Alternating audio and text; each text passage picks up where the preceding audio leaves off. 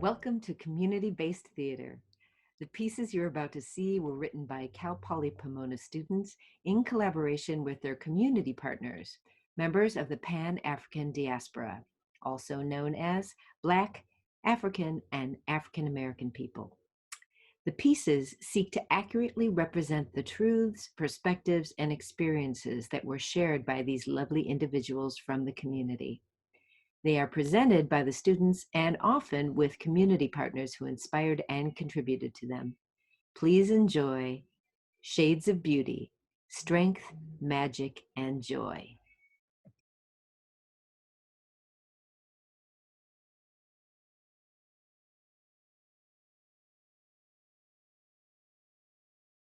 Hi, my name is Serena Gonzalez, and for this piece, I was inspired by Roslynn, Valynsia, and Jasmine to create this and make a piece that represented memories they shared with us. I wanted to stay true to their truths and themes of family, hair, stereotypes, and coming of age.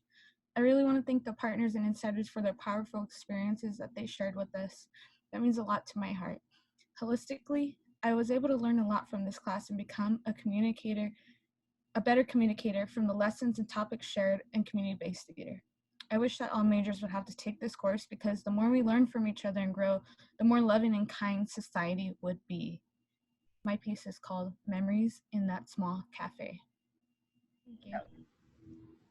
Memories in That Small Cafe by Serena Gonzalez. Characters. Valynsia. She's wearing a bright, colorful shirt that resembles the 80s, but not too funky, paired with jeans and tennis shoes. A young African-American woman in her early 20s. She's tall, about 5 feet and 6 to 7 inches, and her energy is bright, talkative, and humorous. Nene. She's wearing a black, cool cotton shirt with some jeans and a summer hat. Nene is also African-American in her mid-20s, about 5 feet and 5 inches. Her attitude is friendly, outgoing, and very talkative, and she is determined to get what she wants. Jasmine. Jasmine's wearing a light blue dress shirt and some light blue denim. Jasmine is also African American and in her 20s. She is also about 5 feet and inches tall.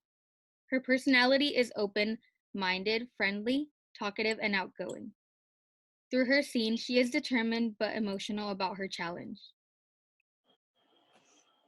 Grandma. She's in her early 50s, also African American. She is outgoing, determined, and has an old belief system and is sweet and persuasive. The next two characters are seen in flashbacks. Little Nene, a small African American girl wearing a light pink dress and tennis shoes. She is about 10 years old. Little Valynsia, a young teenager about 11 years old. She is also African American. She is wearing a t-shirt and shorts and tennis shoes. Auntie Nat, a woman in her mid-30s, wearing relaxed clothing for the summer barbecue. She loves to listen to her family talk and share stories. Auntie Vicki, she is sweet, lovable, and open-minded, but also humorous and has old beliefs. She is in her late 30s and African American. Todd, Jasmine's dad. He's kind and would do anything for his daughter. He is open-minded about things and loves his family and has a sense of humor. He is in his early 40s and is about 6 feet tall. Angela. She is Jasmine's mom. Her personality is outgoing, strong, loving, and a little blunt. In order to get her to believe our way it has to be something meaningful besides her beliefs. She is an awesome mom who keeps healthy and would do anything for her family. Valynsia's mom. She is in her early 30s, African American, strong-minded woman and talkative, and loves family time. She is a great mom and knows how to share her feelings verbally and comes off as a little blunt. During summer vacation on a rare cloudy Sunday afternoon, a small group of friends around in their mid-20s, Valynsia, Nene, and Jasmine, are having Sunday brunch. They are sitting at this table with croissants and tea and can see the Eiffel Tower out the cafe window. The friends are seen talking small talk till about their vacation, and Valynsia brings up a warm memory. I remember my family gatherings. Those barbecues were the best ass times. We were all running around, all the cousins. I was about 10 years old. and uncles was barbecuing, ribs, chicken, some hot dogs. And my aunts were in the kitchen talking about their husbands with my mom. Groovin' on a Sunday afternoon, Oldie is playing on the radio. The friends are all smiling at Valynsia. She remembers and goes to another time in her past.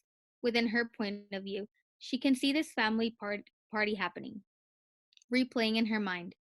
A picnic table with a red and white checkered cloth on the table, smoke coming from the barbecue pit, and the smell of meat cooking in the air.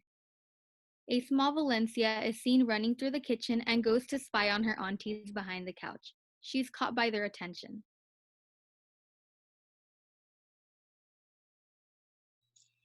Talked about a lot of things.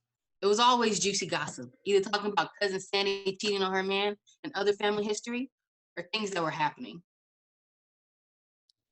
So I caught Ben holding hands with his football friend after practice when I went to go pick him up. I was shocked and confused. I thought I knew him so.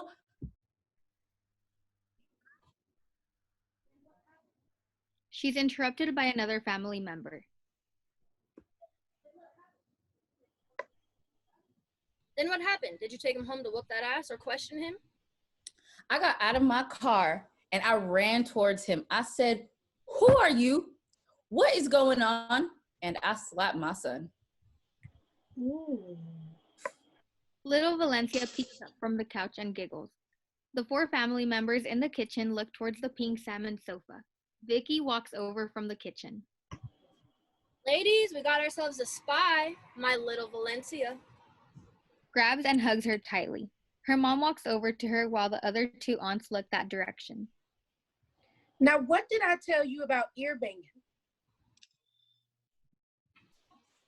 And playing in the house with dirty shoes? I'm sorry, Mom. Valynsia's mom gets her by the arm and makes her go to her room to give her a lesson while the others don't move, but just look with their eyes and cross their arms. I don't know what you heard, but I don't need you to spread rumors to others in this family. Auntie will be upset. Just for that, you're staying inside. Go to your room now. She starts to cry and speaks softly. Mom, I didn't hear anything. I wanted to play outside with my cousins. Please, can I go? No, you need to learn a lesson than to listen to others talk. And you came inside with dirty shoes. You have to learn your lesson.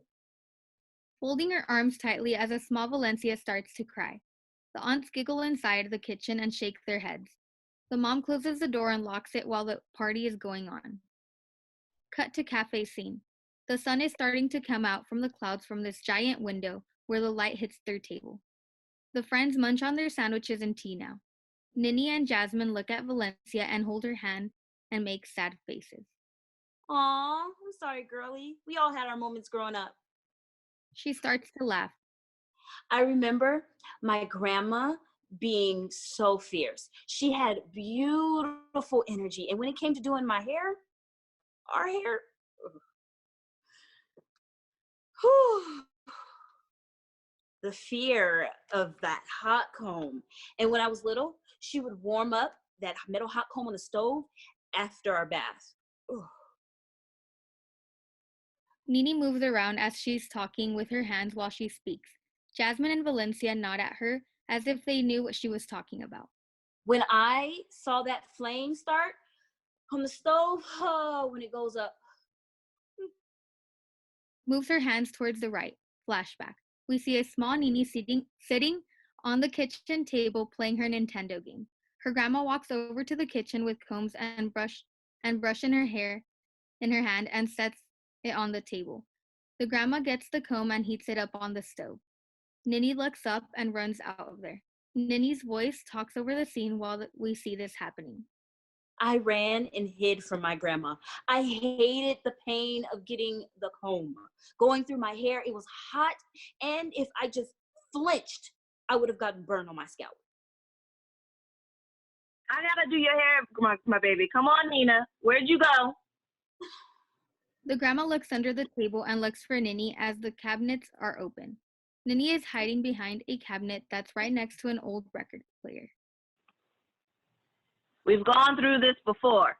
Why do you gotta do this? Why, Mama?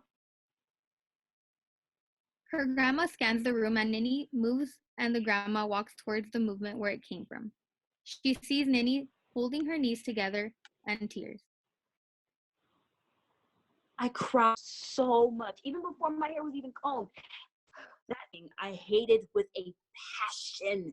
I remember my grandma, that time when we was gentle, and that moment with my hair. If you let me do your hair, I'll make you a vanilla milkshake. Doesn't that sound delicious? Little Nene gets up and hugs her grandma tight. That sounds good. Okay, Grandma. It'll be all right, my little princess. Nene and Grandma go to the kitchen. They both get a chair and sit on it. Grandma starts to comb her hair and hum a happy song along the way. Back to the present time, and back to the small cafe with the girls, sitting and eating their brunch and talking. I can, and we all relate to that. Damn, I still feel those emotions today. I hated that hot comb. Me and my parents the other day, we were just talking about it when we talked about my hair senior year. The girls all say something as if they know where she's going with her story. We see a group of people waiting for their parents to pick them up. They're looking at their cell phones and not interacting with each other. A red car pulls up and a girl walks closer. She has her backpack and her phone in her hand and opens the car and gets in. Hey, baby girl, how was school today? Jasmine is looking out her window and thinking about something as they pass the highway full of farm, corn, and sunflowers. It was all right. I just wanted it to be all over.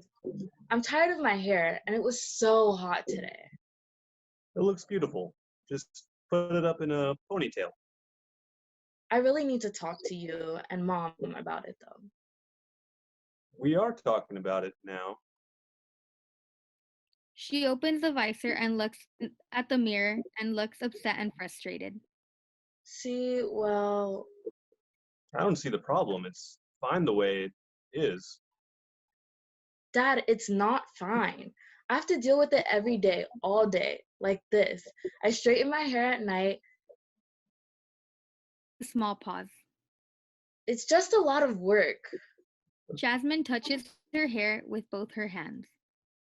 Look at my hair. It's been the same for over 8 years. You don't see me complaining.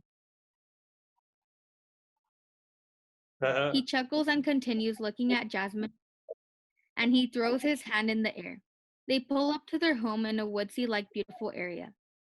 A brown wooden house that has a modern feel to it with beautiful red, yellow, and white flowers on the lawn by the door. They both get out of the car and she slams the door. You don't understand, Dad. You're a guy. It's more simpler. Ugh. Jasmine walks over to her door. Todd is quiet and just shakes his head. Try to make them grow tough, but they just can't get over complaining over small things. Jasmine's inside her house looking for her mom. She can't find her. Mom. She sees her mom doing yoga outside their beautiful big grassy backyard with a few trees around the edges of the lawn. She walks outside towards her. Mom, can we talk about my hair? I'm thinking about doing something different, something new. Yeah, it looks fine, baby. Yeah, but I'm tired of it. I need to do something different, you know? I want to embrace my natural beauty. Her mom continues to do her yoga. Can this wait? You know what? I guess it can. Jasmine walks away to go inside her house. She goes over to her couch and starts to cry. Her dad walks over to her from the kitchen and goes to the couch and sits right next to her. Jasmine, you're not mad at me, are you? No, but Mom won't listen to me. Dad, I just want to wear my hair naturally. Jasmine starts to cry a little. Embrace what I was born with. Todd leans over and gives her a hug and tries to wipe her tears away. I know, I think you should, baby girl. But how do I start? Jasmine's mom walks in the living room and walks towards them. Jasmine, I'm sorry, but you know how mom doesn't like being interrupted during my me time. Tony gives her a look. She asked you for help. She knows not to bother me when I'm relaxing. Her mom laughs a little and Jasmine looks at her and her mom goes over to give her a hug. Jasmine, why are you crying? Jasmine doesn't answer but nods her head as her mom touches her hair. So what do you want to start doing with your hair? Mom, I want to stop straightening it. Are you sure about that? Yeah, it doesn't need to be straight. For me to come off to society as a busy, sophisticated human being. Yeah, it's just the fact that we have to keep our hair tame. I mean, you have a lot of hair, baby. It's gonna be some work. So that's what you're trying to say? That society won't like it, or I'm going to get tired of it? Well, I'm tired of ironing it every other day. When I could just embrace it, what I was born with, what you and Dad gave me, our ancestors. He's right. You're almost 17. You should be able to decide what she wants to do with her hair now. Todd nods at his wife as if you know what we have to do. Exactly. Thanks, Dad. I am beautiful, and I don't care what people will think about my hair anymore, Mom. I'm imperfect, but perfectly me. Yes, you are, my princess. Angela gives her another hug and has a few happy tears. She gets what her daughter is going through. As hard as it's gonna be to see you walk around like that, as long as it makes you content, I'll be happy. What do you say? Let's go to Sally's and get some hair products? They all give each other a look and a smile. Dissolve. Nene and Valynsia look at Jasmine as if they get what she went through and nod in their heads as they got what their friend just shared. Their friends are wrapping up their food and snacks. Nene takes the last sip of her tea. How about we go make some happy memories now, girlies? She smiles and does a small giggle, and the friends smile. They get her. They all get up and give each other a hug and leave the cafe. Like light, eye follows Rivers plays low throughout the cafe. Cut to black.